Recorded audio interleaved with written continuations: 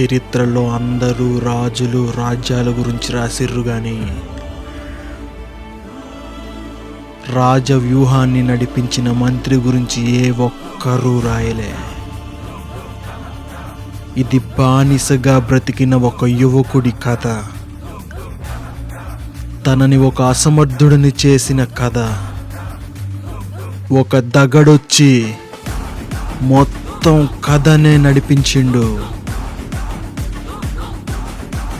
అవమానంతో నిండిన కన్నీళ్లు ఆనంద బాష్పాలైనాయి. కానీ ఆ యువకుణ్ణి అసమర్థుణ్ణి చేసింది మాత్రం ఈ దగడే.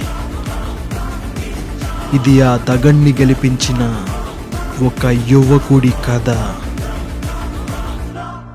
నీ కథలో నువ్వే నాయకుడయ్యే కథ. నీ జీవితంలో గెలుపును చూపించే కథ.